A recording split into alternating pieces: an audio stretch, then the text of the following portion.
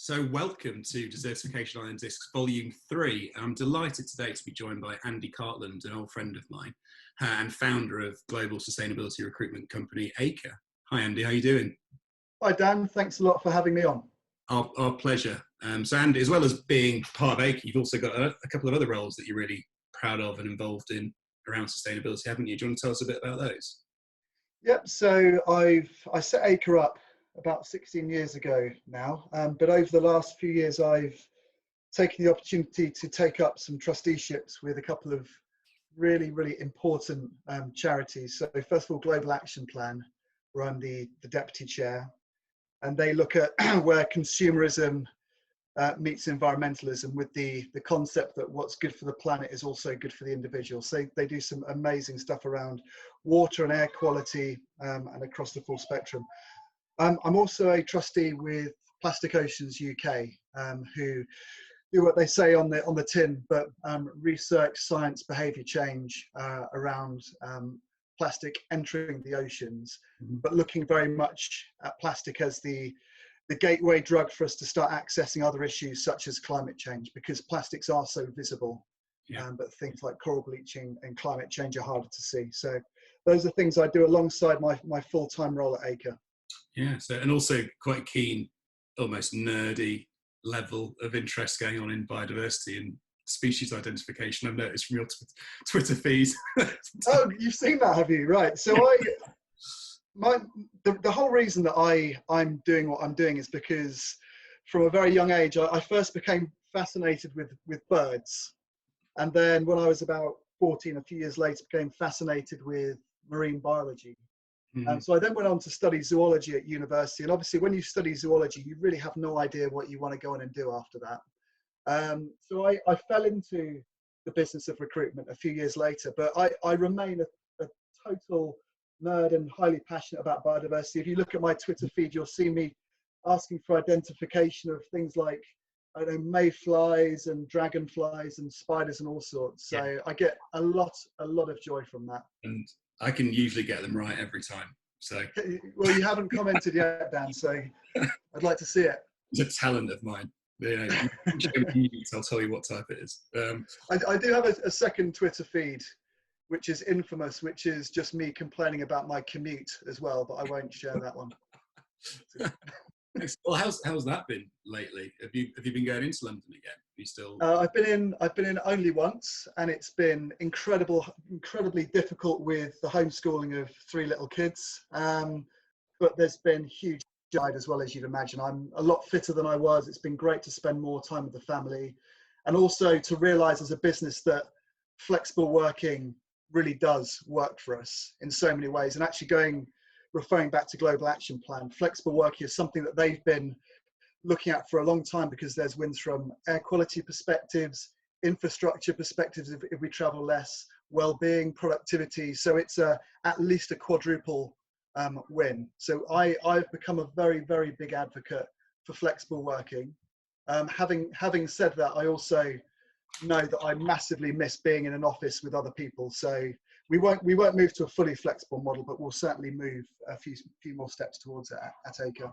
Yeah. So how do you think? I guess for 2 ways, because obviously the clients that you work with, but how do you see the whole COVID thing kind of impacting businesses from a sustainability perspective moving forwards? And does that kind of correlate with some of the things that you're talking about there? Do you think? Yeah. So our strapline is recruitment and talent development for a safe, sustainable future. So we're definitely on the right side of history as an organisation on this one. Obviously, we've been impacted. There's very few businesses that haven't been impacted. We've probably taken a 20-25% hit or so. But having said that, there are some areas which have just remained hugely resilient, and some areas which have probably grown. So one really interesting thing that I've seen recently is the re-emergence of the climate change director within companies. And that was a big role type back in 2007, 2008, pre-recession. Yeah. Political will then dropped out. It dropped out of the media. There was a well-known university who went through something called Climate Gate, where they released some or some data from them which was leaked, which didn't do climate change any favors. So it dropped away, but now that's coming back with a huge vengeance. And I sense there's a lot more momentum. I mean, there is more momentum behind that. So that's been strong. ESG and responsible investment, making investment decisions around it, environmental and social and governance factors. Companies with strong factors are proving to be resilient, and we need to make sure that that continues to be the case. So it's been tough, but it's been rewarding in many ways. It's been a good challenge for a business to take on. I also think that individuals within companies who go through this, who maybe didn't go through 2008, 2009, it's a good, they'll all come out as stronger business people. This is something that we've all had to really focus and grind out a strong result on. So it builds resilience going forward. I'd rather it hadn't have happened, obviously, though. Yeah. And do you think, I guess, that building resilience is a is a core factor of sustainability, right? So if you're developing a business plan with a sustainable mindset, you're looking at risk, you're looking at opportunity, you're building for a more robust future anyway. Now, yeah, no one could have planned for what's happened now, or I guess the way that our governments have gone about handling it either. If I guess you've seen that in a number of regions as well, right? Because Acre's global, and the organisations you work with are all around the world. So, are there any different kind of messages or responses based on those other areas that you operate into to what we're doing in the UK that you've noticed? Sort of location-wise, so we're in New York, Amsterdam, and London, but we operate totally globally. And obviously, the issues which we operate within are all issues which transcend borders, be that the use of materials like plastics entering our oceans, or climate change, or how people are treated in supply chains. That impacts everybody globally. So we've probably discovered that the UK is further ahead in some ways in terms of corporate sustainability as a profession. London in particular is arguably ahead of where the US is at this point, but the US obviously has a huge stake in all of these issues and beyond, and is catching up quickly, and will no doubt overtake due to the size of the economy. But there's still quite a philanthropic focus within corporate responsibility teams, some of the corporate responsibility teams in the US. Others are obviously dealing with huge issues as well. Yeah. Why do you think that there is that the UK is I guess is ahead in that respect? And the adoption of some of these measures, and I think we see, you see it in the city, you see it with publicly quoted companies around. There's a real driver, as you said, around the kind of climate change, greenhouse GHG reporting, disclosing and transparency at the moment.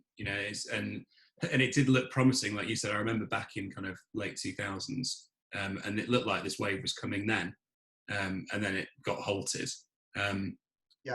Why? I guess why? Is this kind of drive now? Why is that? Where's it coming from? Do you think is it coming from the government, or is it coming from the consumers and the people? It was almost a perfect storm in a positive way before coronavirus. That there was obviously governmental interest with legislation coming down the line and big commitments, but also some big social movements that we're all aware of, with Extinction Rebellion, for instance, and lots of young people stepping up and rightly making names for themselves around the issue of climate change. Probably ocean plastics, for those who have looked at anything to do with that topic. As I said earlier, it's such a visual issue. I went on holiday to a Greek island a couple of years ago. On the last day, I looked down, and what I thought had been pebbles on the beach for the whole week turned out to be nurdles, so pre-production plastics. And within a couple of minutes, I'd got a whole handful of them. So I think it's also just the depth of the issue is becoming more and more apparent. It is, although there are people who have no interest and deny these things, I think that's the minority, and if you are one of those people, you can probably afford to go on a nice holiday, and you will just see this stuff on the beach now. And that's much more visible than climate change. Yeah. So political pressure, public pressure, companies looking to extract an advantage by investing in sustainability measures, whether that's making them more appealing to buy products from, or just de-risking their processes, or protecting their reputation. But we're also just getting to a crunch point where if we're not acting on this, we're arguably in some pretty serious trouble. Well, that's it, isn't it? And I think you see it a lot about where global temperatures could rise to, and a lot of the time it's people are talking in the context of 2038, 2040, and I think that's still the issue. It's not 2021, it's not 2022 or 2020. So it's almost like, oh, we can just push that down. We can afford to push that down the road a little bit, but the kind of inevitability of it all, that it's going to be 1.5 degrees, 2 degrees and above, is incredibly worrying. It is, and there are that companies are doing. I think it's more because there is so much greater scrutiny around brands nowadays. Look at the Boohoo stuff in the news at the moment, right? Yeah. That was standard practice, right? Like 5 years ago, 6 years ago, and I'm laughing at the kind of tragedy, not that it's funny. Yeah. It's but look how quickly they've been turned on and their share price has gone down. Now, no doubt I'll put a few actions in place and it'll go up again. But isn't that really why people are doing this stuff at the moment? Not because of the end being near. I think it's part of it. The transparency has definitely been thrust upon supply chains, for instance. So it's difficult to get away with things. But at the same time, I also think that transparency allows people at the top of organizations to understand their impact better. Yeah. I'm trying to be non-cynical with this. One of the biggest examples that I could give from Acre's history is we worked with the Bangladesh Accord, and then subsequently the Bangladesh Alliance. And the Accord, as an example, were 200 of the world's best known retailers who came together to say, we cannot address this appalling situation of factory safety in Bangladesh on our own. We have to come together as competitors to overcome this. And they also gathered 2 major global trade unions and NGOs as well. So probably the biggest example of industrial collaboration in history. The result, I'm sure nobody would claim it to be perfect, but in terms of shifting an issue at country level, that's been a great example. And we at Acre were hugely proud to be involved with that right at the initial stages in terms of putting the leadership group together for that. Yeah, absolutely. You touched on it earlier. I think this might be a nice segue into your first song selections, actually, because you talked about the kind of the bit of unrest, kind of a bit of unrest socially at the moment. That's the slight understatement, isn't it? But that kind of the social movements around these areas, and that's obviously kind of key for everybody at the moment. People have a voice, a greater voice, to be heard. And I'm a child of the 90s. Me both. Where there was, I think, a lot of anger in the system. Not many we didn't have social media, we didn't have places to vocalize these frustrations apart from being in bands ourselves, whatever it might be. So yeah, do you want to, like, in terms of your first kind of your 7 songs, do you want to tell us a bit about the first song? Are we going for our protest song here? We are, absolutely. Cool. Okay. So this is quite a late entry for me, actually. I was trying to get something which was post 1990s. I had one, but I've then taken it out and I've stuck to 80s and 90s. So apologies. So for the raw passion and energy and striving to smash systems which don't work, and also for one of the most epic intros of any song in history, I've gone for Know Your Enemy by Rage Against the Machine. Yes. I used to have to pause so everyone could just give you a round of applause virtually. I'm surprised it was a late entry, actually. I'm disappointed in myself because it's a song that I often listen to on my way home from work after either a really good day or a really bad day. because music has one of music's purposes is to really get you into the mindset that you want to be in. And if you haven't listened to that song, have a listen to it, because it has some serious power. It's dangerous before, you know, a review with your boss or something. It is. But what I love about what I loved about Rage Against the Machine is they also just had, as well as being heavy music, they had brilliant hooks and brilliant melodies and brilliant guitar riffs. So I was less of a fan in back in the early 90s of Rage Against the Machine, but I've enjoyed them more and more and more, particularly over the last 5 or 6 years, I'd say. I completely concur with that, because I had the same with Metallica. I think I unappreciated them at the time, and Pearl Jam and bands like that. Yeah, were just absolutely amazing when you listen back to it. I was a big Pearl Jam fan. Yeah, and you can tell by your choice of music. They come further down. I can equally play these songs. So kind of looking at the other songs. So yes, Rage, you know, classic, and it is the spirit of the moment, isn't it? Really. Exactly. Yeah. It's the spirit of every moment. Yeah. Not conforming and having the power to call things out when they're wrong. And I really like protest music. And I think Rage do that very well. They do, absolutely. So the next song, slightly into Bled White by another, you know, non-aggressive person. Bled White by Elliott Smith. So what's that? Why do you like that song? Elliott Smith. Elliott Smith was a genius songwriter, and if you haven't heard of him, you might have heard his music on Good Will Hunting, because he did the soundtrack for Good Will Hunting, the film. And he had a tough life. He was a drug and alcohol addict. He had, I think, attention deficit, hyperactivity disorder, and depression. And that comes through in his songs a lot. There's melancholy, but there's also joy in his songs as well. And there's a real beauty and sensitivity in them. And Bled White as a song, I just think it's stunning. And it's 1998, and it's a song I can go back to and back to and back to. And it's for me it's timeless. And actually, the 2 albums by him I love, Either Or and XO. I'll never stop listening to those albums. But I also selected it because he unfortunately passed away, and he passed away of stab wounds, and I think it's still under investigation, but it might have been suicide, or something else.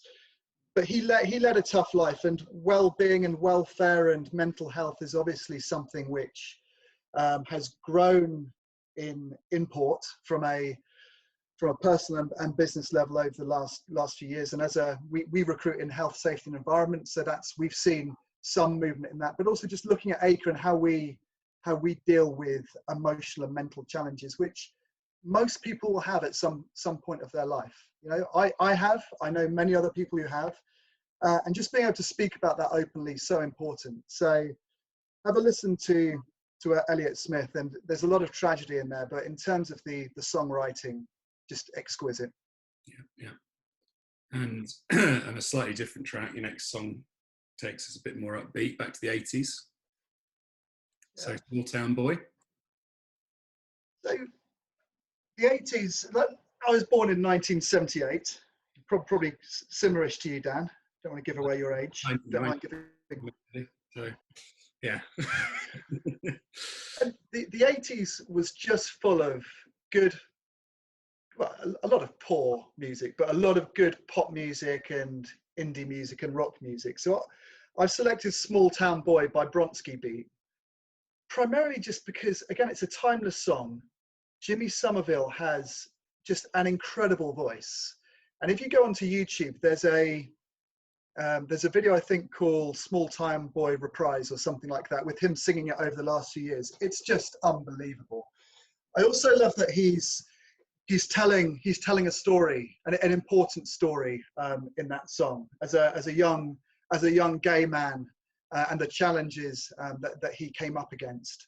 So for me, it's just an incredible song, and it's a bit of an earworm. So once it's in your head, it's hard to get out. And just vocally, the guy's a genius. Yeah, Yeah, it's a favourite song. It's always good when you hear it come up after a while of not hearing it on shuffle, isn't it? It's always one of those. Yeah, exactly. So the next one, an epic one, Kate Bush. So Kate, look, taken you as a Kate Bush fan, but then what is a Kate Bush fan? There's a Kate, but I mean, how can you not be a Kate Bush fan? Kate Bush is, in my opinion, the greatest genius in modern music. Maybe it's because Partridge liked Kate Bush, didn't he? Maybe that's what made it. There could well be a link there. I think my wife got me onto Kate Bush about 10, 12 years ago, because I was kind of schooled in 1990s grunge, and I think my taste softened up a bit. But the diversity of style that Kate Bush has, and her voice is unbelievable, and her creativity. So I've gone for just my favourite Kate Bush song, which is The Sensual World, off the album The Sensual World. And I also wanted to get two from the 1980s, so this is late 1980s. It's a stream of consciousness. There's a lot of characterization. I don't take a load from the lyrics, but there's a load of beauty in the expression that's given. And there's a background story to the song that it was based on a soliloquy from James Joyce's Ulysses. She wasn't allowed to actually use it word for word the first time round, but she did re-release it a few years ago because she got permission to use the words. So I've never read Ulysses. There's a good chance I never will, but I love the song, and I love the video. It's kind of Kate Bush at her best. I've tried to read Ulysses several times and managed to get the furthest about, I think, a third of the way through the book. Oh, well done. Yeah, no, I was so proud. my reading's taken a bit of a back seat with young kids, so I pick up a book and just fall asleep too quickly, but now is my time where I'm really trying to kind of re-engage. What do you read? Like, what would you read? What kind of books? Fiction?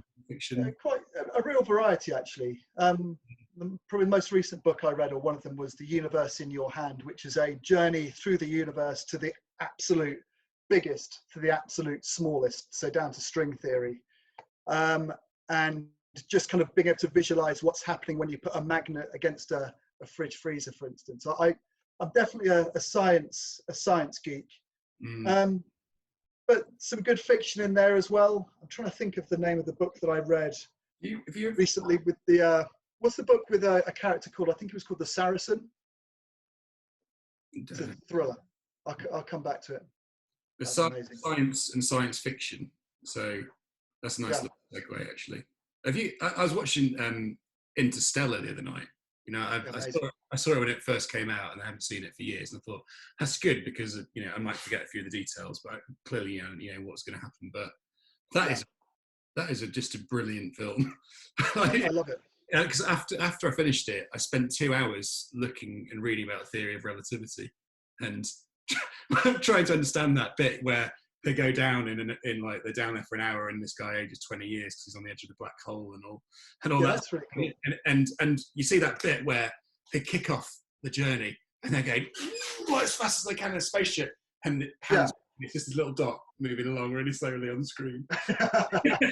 And it just looks so pathetic in the scheme of the universe, aren't we? So that's my perfect film. It kind of, I think it's a challenge to keep the logic together towards the end.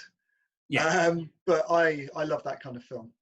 They go into fifth dimensional physics, like, which is, no one has any real substantial. I mean, there's no way that he ended up back in his library behind the bookshelf. Yeah. Anyway. Yeah. Sorry, spoilers. Yeah. But Interstellar, but that links into your actual kind of box set that you'd take. We haven't talked about the kind of post-apocalyptic scenario that we live in, and you clearly made your way to the beach, which is perfectly done, well done. But yeah, so what's the box set that you've chosen in this scenario? This didn't take me long at all to decide, which is possibly a bit worrying. And this is the thing that winds my wife up no end, but it's Star Trek Next Generation, which for me is the best series, not just sci-fi series, but the best series in the history of television. It has the very greatest leader on it in Jean-Luc Picard, played by Patrick Stewart, who is a tactician, diplomat. He's a man who can deal with challenging ethical issues head on. And he's also got the best team around him in Worf and Data and Beverly Crusher and Geordie LaForge. And for me, that just the stories were full of hope, full of exploration. And I still watch it each time it's on now. Right. I flick over and it stays on. And it's all about diversity, isn't it? Star Trek in the workplace, probably just describes. You know? Well, that's true. I mean, they were forerunners, I guess, because I mean, if you look at it that way, but the messaging in the subtext in the stories is just fantastic. They try and teach you a lesson, and they just do it with the best stories in the background. Do you remember the character Hugh, who was a Borg? Yeah. Sorry, you talking versus him, mate. So it's all right. So Hugh got separated from the Borg, and the Borg they're a collective. They think as a collective. So kind of think about society. And Hugh got separated, and he thought for himself. And that then had a massive, you'll have to watch the episode, had a massive impact on the collective, but also a massively positive impact as well. So I think subliminally, bear in mind, when I was watching this stuff, I was pretty young, but it all goes in, doesn't it? It all goes in, and it sits with you, and it makes you hopefully a better person. But that's, some of those themes, again, this is 90s, classic 90s tea time watching, with that's the thing, it was 5, 6 o'clock, wasn't it? After tea, it was on for an hour, and there were so many of them as well. There was like, I can't remember how many seasons, 2 or 3 seasons, 20 episodes a season. There was 7 seasons, I think. 7 seasons, okay. So 7 seasons, a lot of episodes. Paved the way for sci-fi. We wouldn't have loads. The Borg thing you just talked about was AI. It's a whole society linked, robots linked on one consciousness, one AI, an AI god, basically. And if it wasn't for those kind of storylines, you wouldn't have got films like The Matrix. Arguably wouldn't, but there's a huge influence on those type. Yeah, you probably wouldn't have had the X-Files, but that Borg collective example, it's one of the greatest challenges, and one of the things holding humanity back at the moment is just this complete polarization of opinion, political polarization, and polarization of views on important issues.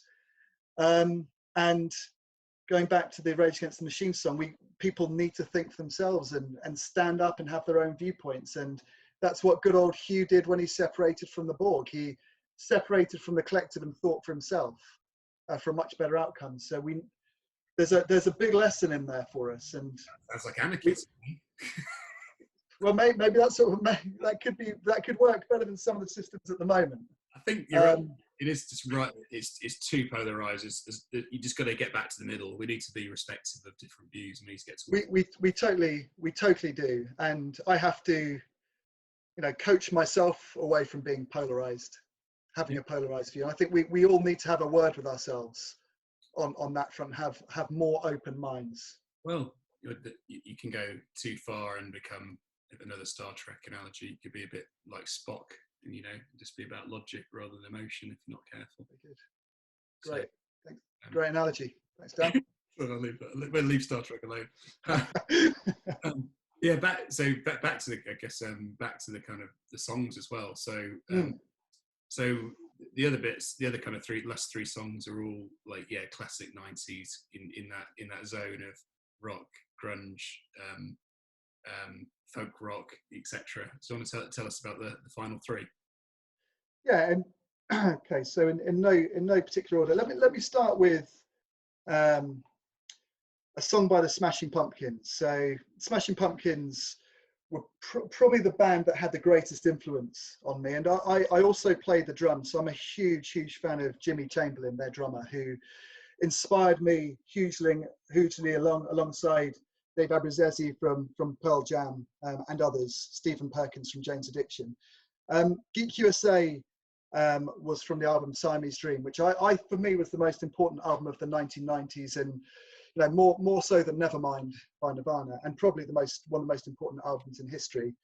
And I put it in there. I actually don't really know what the song is about, but in terms of musicality and in terms of my passion for percussion and just hearing what Jimmy Chamberlin achieves on the drums in that song, it's just a brilliant example of 90s rock grunge. So for no other reason than that, it's made, I'd have to take that or another Smashing Pumpkins song to the island with me. Yeah, quite incredible.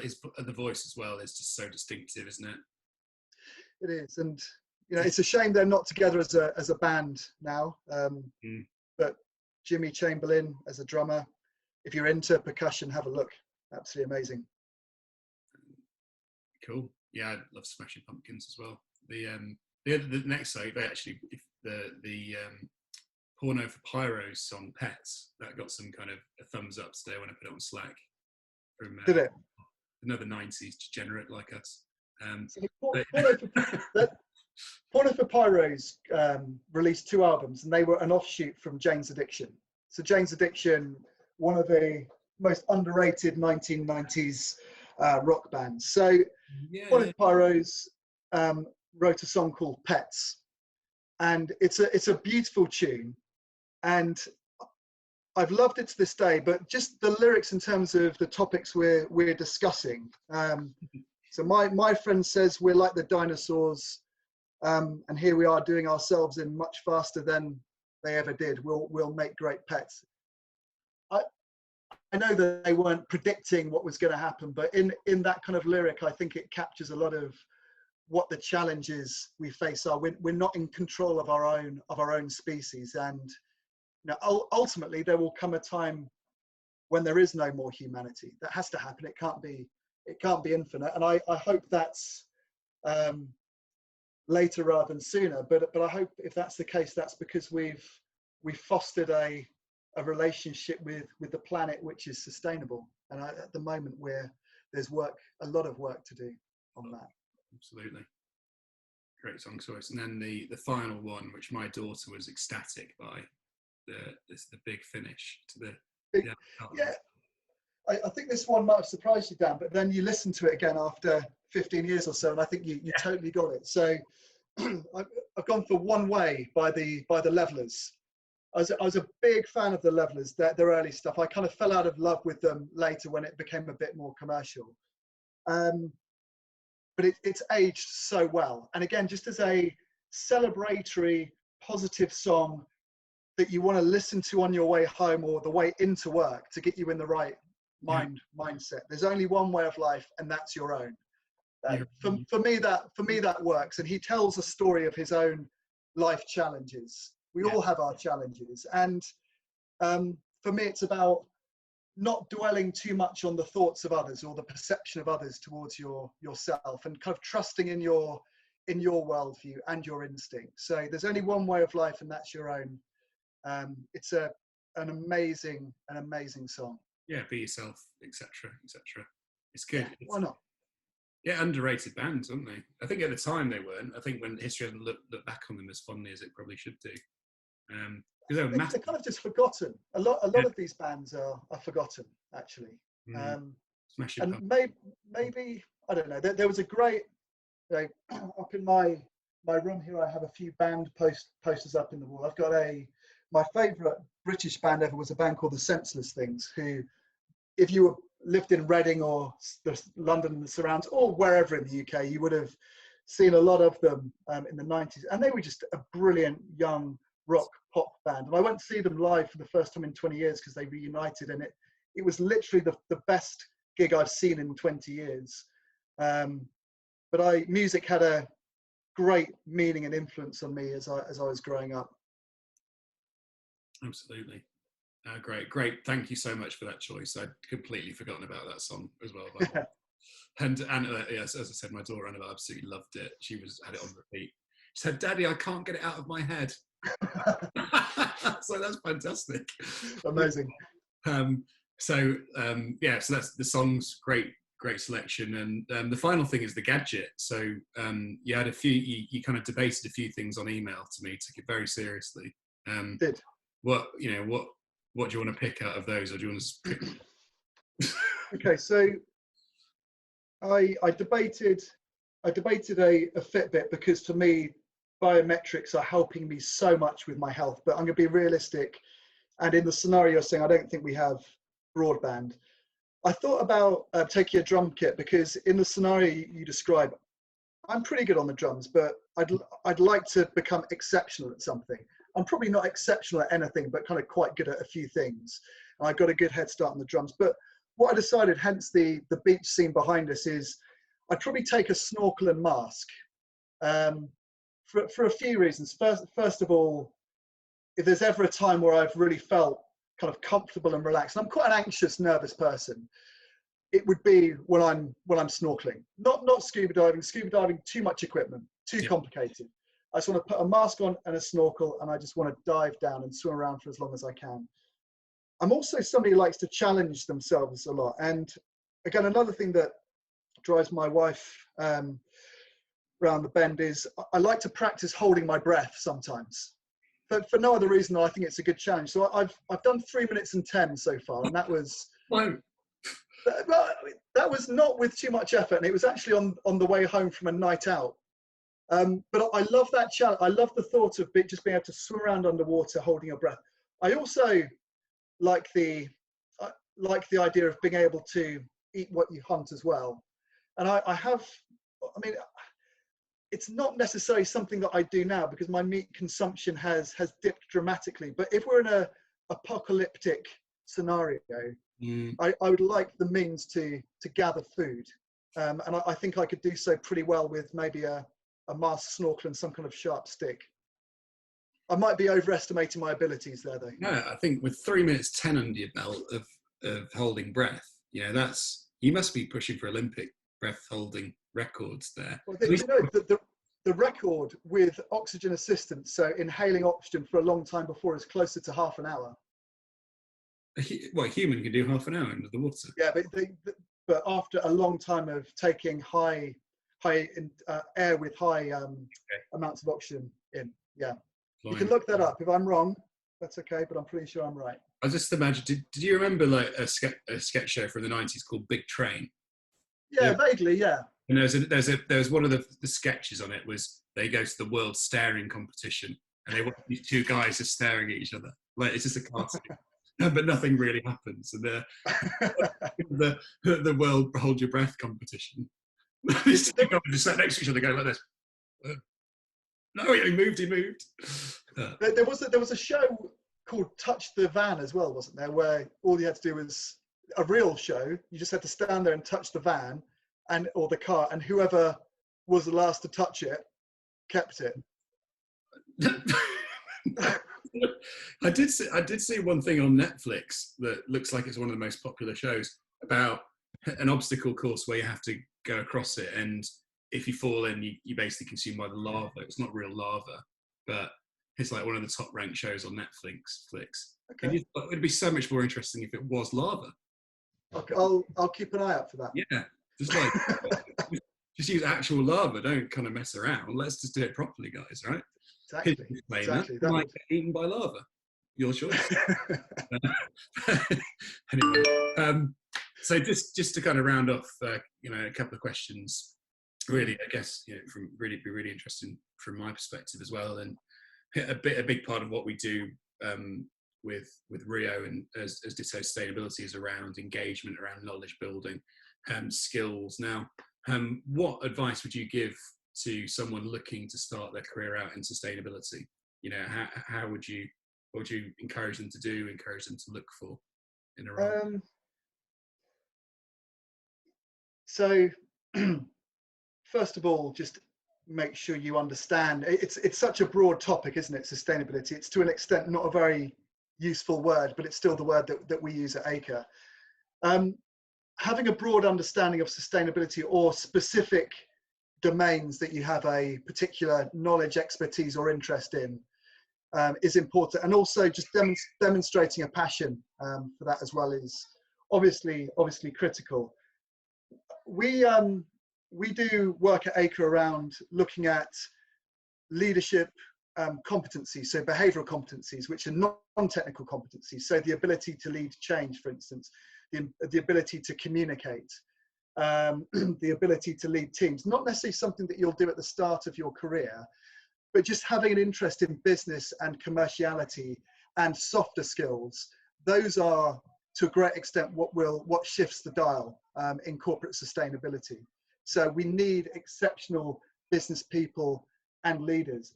And then it's a case of getting yourself out there. There are so many free events out there, and there's so much content. You can reach out to companies like Acre and ask for a paid internship. And often just getting a starting point on your CV can help a lot. We always do that when we can. It's not always possible, but just be organized. You know, if you're looking to get into this marketplace, get a spreadsheet out, list the 50 to 100 companies you're interested in. You've got LinkedIn in front of you, and reach out and network. All the stuff that recruiters have to do. Absolutely. I think that's it, isn't it? You've got to, I think for me, that from what you said there, is demonstrating passion. When I'm looking for somebody, that's more important than many things, especially if they're young early in their career. It is more about that organisation. Are you bright? Are you a good communicator? Totally. Are you passionate about your subject? That's what really matters early on. I think communication and, dare I say it, the ability to sell, and that's not necessarily selling products, but selling concepts. Yeah. So if people looking to enter, or people who are already established in the marketplace, want to enhance their skills, something as straightforward as a sales business development course, I think could be massively beneficial, because it's about how you get ideas and buy-in into ideas. Absolutely. But Andy, I think that we've used up plenty of your time there. Thank you. Thanks so much for joining us. And Andy's selections are going to be available on Apple Music and Spotify on the usual links from this newsletter. Thanks, Dan. Look at them, enjoy them. Yeah, Andy, thanks so much for joining us. Hope you've enjoyed it too. I have. Thanks for asking me. It's been thank you for allowing me to revisit my youth there as well, Dan. Our pleasure. We'll revisit this in 5 years' time.